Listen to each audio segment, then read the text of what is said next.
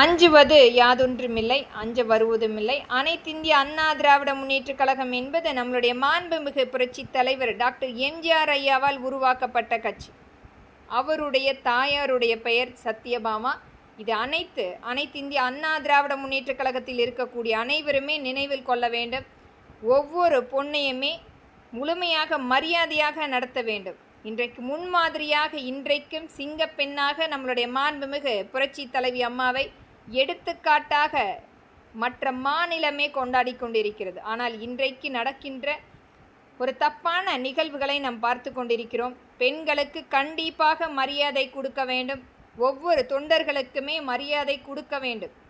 அவர்களுடைய தனிப்பட்ட முடிவு மற்ற கட்சியில் போய் கூட அவர்கள் சேரக்கூடிய சூழ்நிலையை அனுசரிக்க வேண்டும். இது அவர்களுடைய உரிமை.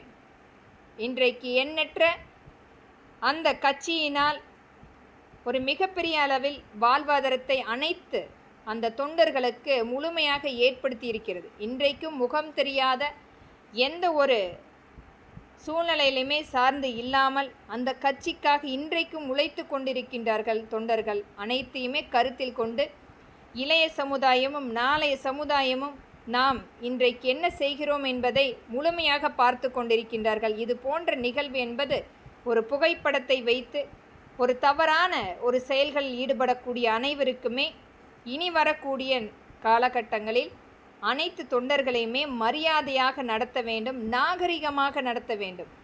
அவர்கள் கட்சியிலிருந்து விலகி சென்றாலும் அதை பொறுமையாக கையாள வேண்டும். கடினமான நடவடிக்கை எடுங்கள். தயவு கூர்ந்து இது மாதிரியான ஒரு நிகழ்வுகள் ஏற்படுத்தக்கூடாது. அரசியல் இனியாவது ஒரு நல்ல அரசியல், முன்னுதாரணமான அரசியலாக நிகழ்வுகள் ஏற்படுத்த வேண்டும்.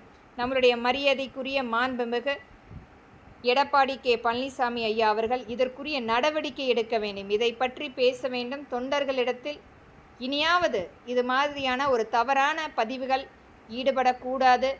அனைத்திந்திய அண்ணா திராவிட முன்னேற்றக் கழகம் என்பது ஒழுக்கமான கட்சி என்பது அனைவருக்குமே தெரிந்த ஒன்று. இன்றைக்கு ஒரு மிகப்பெரிய பிளவு ஒவ்வொரு இடத்திலுமே ஏற்படுத்த வேண்டும் என்பதற்காக வேண்டுமென்றே நடந்து கொண்டிருக்கிறது. அனைத்துமே கருத்தில் கொண்டு தீர்வு எட்டப்பட வேண்டும். நம்முடைய கட்சியிலிருந்து யார் விலகி சென்றாலுமே அமைதியாக மரியாதையாக அவர்களை அனுப்பி வைக்க வேண்டும் என்பது என்னுடைய மக்களின் சார்பாக நான் இங்கு பதிவிடுகின்றேன். நன்றி.